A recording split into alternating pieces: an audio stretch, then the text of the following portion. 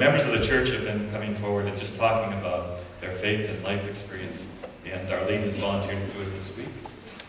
Thank you for blessing us. Good morning.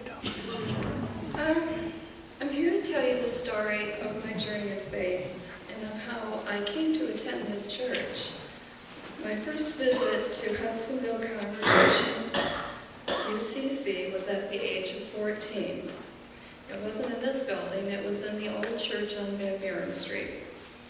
My parents, myself and my brothers, had moved to the Hudsonville area, and as we had attended church in Grand Rapids, we were looking for a church closer to home. As it turned out, our first visit here turned into a long stay. Our family joined this church because we experienced a warm and earnest welcome.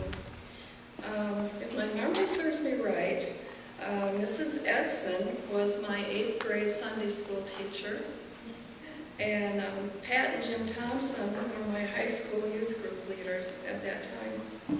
I had many happy years growing up in this church. I have known many of you for a lot of years, and some of you I'm just meeting and developing relations with, and I'm happy to be here. In years past, I've had opportunities to experience other churches, and I'd say that each experience I've taken away something good for my life. This church, however, is the one that has always felt like home. This is where it feels like you have come home to a family you haven't seen for a long time, and you're welcomed with open arms. It is wonderful to be here. If you look at the screens behind me, I have a slideshow for you. And the words on the screen are from the song Let the Waters Rise by Mike's Chair, Christian rock group. That's a favorite of mine. You might have to do some multitasking as far as looking and reading and listening. So, excuse me a minute. My journey in faith began many years ago. It was shaped by the events of my past, and I believe those challenges have given me strength today. I can't say that my faith was always where it should be. I had faith in God, that there was a God, but it was difficult for me to accept. I felt that if disaster struck, Darleen better step up to the plate.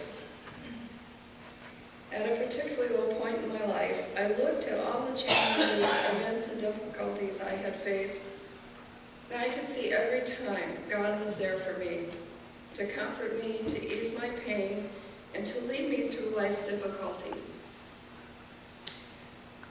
God was in control, and all I needed to do was let Him be the one in my life who I could trust to see me through. The most positive and rewarding faith journey for me began in the summer of 2008. I read a story in the advance about a young woman, and she had decided she wanted to do something for families in her community. These people were struggling with issues of money, and it was putting some of them in a bind as far as putting food on the table. So she worked with love in the name of Christ and was able to feed hungry children through the summer months. She followed her heart, and I was deeply moved by this. When God plants a seed and you allow it to grow in your heart, there is no limit to what God and you can do. Months later, while I was jogging, I started thinking again of what this woman had done for the children in her community. I thought of Christ's message to His disciples, feed my sheep. To take His message to all the world. There were spiritually hungry people in need of hope then, just as there are today. And this young woman took Christ's message and literally fed His little lambs. Several weeks later, while I was shopping, I ran into a good friend, and I hadn't seen her for a long time. I shared my thoughts with her on the whole idea of feeding the sheep, and she shared with me about a new ministry called Hand-to-Hand Ministries. As I look back, I don't think that meeting that day was something a chance. We talked. She told me of a lady at Fairhaven Ministries, Sherry Honder. She was their director of Kids Hope and was in the process of setting up a meeting for churches in the area to see if there was any interest in expanding this program. I contacted Sherry and I went to that meeting. This was the very thing I had been looking for. Excuse me.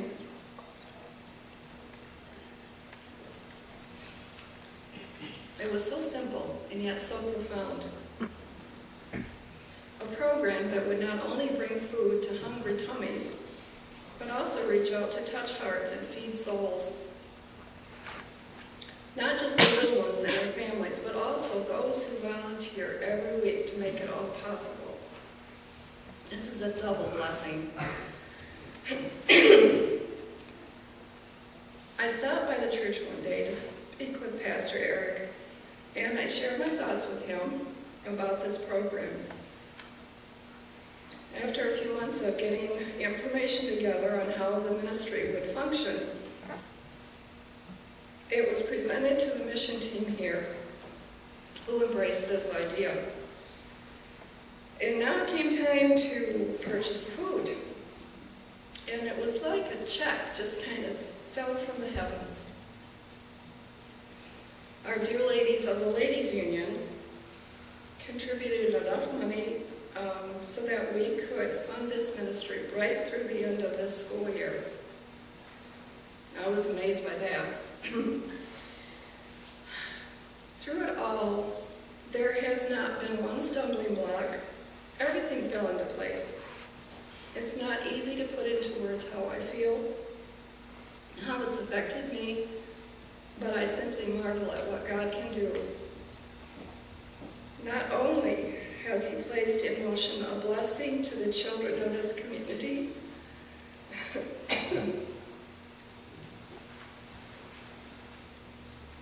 but also He has united area churches for the common good of this community.